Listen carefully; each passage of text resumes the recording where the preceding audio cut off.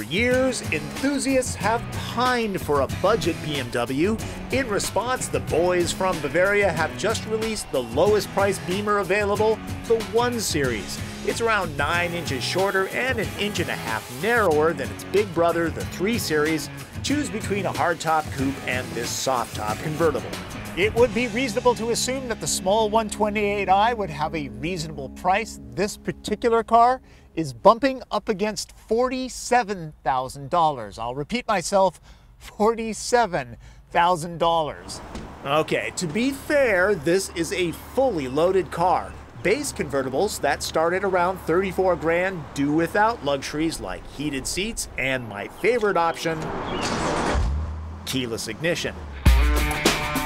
BMW gets a lot right with the 1. It keeps rear-wheel drive and a nearly perfect weight distribution between the front and rear axles. That means the balanced 128 is great fun when the turns get tight and twisty. The ride quality feels a little choppy on rough roads, not as refined as the 3. 128s use the same engine as the bigger 328, a premium drinking 230 horse inline 6. With 300 fewer pounds to lug around, 0 to 60 runs are a tick faster at 7 seconds flat. At 23 miles per gallon, EPA average fuel economy is the same as the 3 Series. It's smaller, so obviously the 1 is a little bit more snug than the 3. Materials look good and the seats hug you in the twisties. This is straight from the 6 Series and it works a whole lot better than this cup holder. Push just one button and the high-quality fabric top will open or close while waiting at a stoplight. If you're gonna haul people back here, make them kids. Part of the problem is the sidewall angles in and crowds the passenger. Not much legroom either, especially for adults. To give the 1 Series a fighting chance, I'm doing the TP trunk test with the top up. Here, 3 suitcase-sized bales of bath tissue fit. When dropping the fabric top, this guard needs to click into place, and the resulting lack of space shrinks the cargo area by 1/3. Obviously, my biggest gripe is price. Again, this loaded 128i is just under 47 large. Here's a 328i.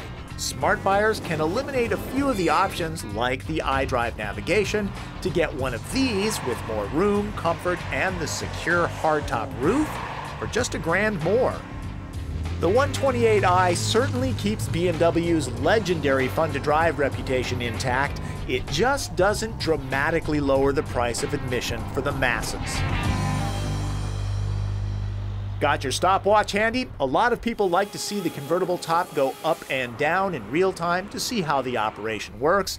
Since these pieces run on television first, there's always a time premium there, and I've got to speed it up to wedge the operation into a short span. That's why I like the podcast. I can expand these things. And since this is the last thing I do before I launch into my spiel about going to the website for a longer review, you can just dump out if you're bored. Yet too late. But you can go to the website for a longer review of the BMW 128i convertible. Just go to www.nwcn.com/autos, and there's a link to my email there. Hey folks, you like the new 16:9 aspect ratio? They've been shot this way forever. It's just now that we're catching up with modern technology. I'm Tom Volk, that's Drive.